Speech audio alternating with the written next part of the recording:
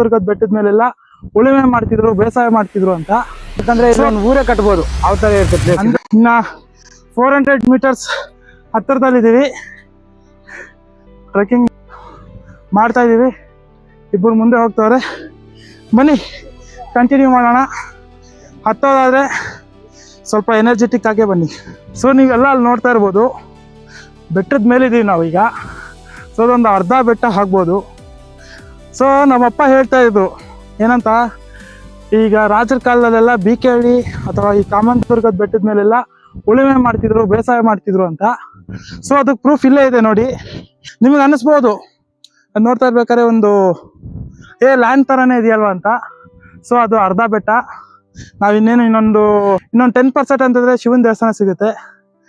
ನಮ್ಮಪ್ಪ ಹೇಳಿದಾಗೆ ನಾನು ಈಗ ನೋಡ್ಬಿಟ್ಟು ನನಗೆ ಆಶ್ಚರ್ಯ ಆಗ್ತಿದೆ, ಇದೆಲ್ಲ ಉಳುಮೆ ಮಾಡೋ ಥರ ಇದೆಯಲ್ಲ ಅಂತ ಅಂದ್ಬಿಟ್ಟು. ಈ ವಿವೇನ ನೋಡೋಕೆ ನೀವು ಕಾಮನದುರ್ಗ ಬೆಟ್ಟ ಹತ್ತಬೇಕಾಗತ್ತೆ. ವಿಂಡ್ ಮಿಲ್ಸ್ ನಿಮಗೆ ಕಾಣಿಸ್ತಾ ಇರ್ಬೋದು ಮೋಸ್ಟ್ಲಿ. ಇನ್ನೇನು ಬೆಟ್ಟ ಕಂಪ್ಲೀಟ್ ಆಗ್ತಾ ಇದೆ. ಸುರೇಶ್ ಅವ್ರ ರಿವ್ಯೂ ಹೇಳ್ತಾರೆ. ಹಲೋ ಫ್ರೆಂಡ್ಸ್, ಇಷ್ಟೊತ್ತಿಗೆ ಹೇಳ್ದಂಗೆ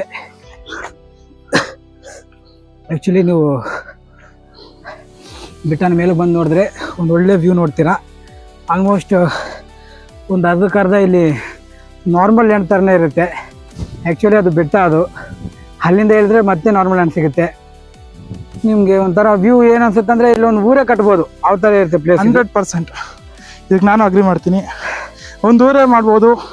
ಇಲ್ಲ, ಇದೊಂದು ನಾರ್ಮಲ್ ಬೆಟ್ಟ ಥರ ಇರಲ್ಲ. ಬೆಟ್ಟಗಳಂದರೆ ಆಲ್ಮೋಸ್ಟ್ ಒಂದು ಹತ್ರ ಕಂಪ್ಲೀಟಾಗಿ ಎತ್ತರವಾಗಿದ್ದು ಹತ್ತಿ ಇಳಿಯೋ ಥರ ಇರ್ತವೆ. ಬಟ್ ಇದು ಆ ಥರ ಇರಲ್ಲ.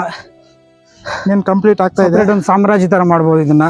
100% ಒಂದ್ಸಲ ನೀವು ಎಕ್ಸ್ಪೀರಿಯನ್ಸ್ ಮಾಡಿದ್ರೆ ಚೆನ್ನಾಗಿರುತ್ತೆ. ನನಗೆ ಗೊತ್ತಿದ್ದಂಗೆ ಎಕ್ಸ್ಪ್ಲೋರ್ ಮಾಡಿ ಬನ್ನಿ ರಾಮದೇವ್ರ ಬೆಟ್ಟಕ್ಕೆ. ಆ್ಯಕ್ಚುಲಿ ಹತ್ತುವಾಗ ನೀವು ದೇವ್ರು ನಂಬೋತಾರೆ ಇದ್ರೆ ದೇವ್ರು ಕಾಣಿಸ್ತಾರೆ. ನಂತರ ಏತಿಷ್ಟಗಳಾಗಿದ್ರೆ ಆದರೂ ದೇವ್ರು ಕಾಣಿಸ್ತಾರೆ.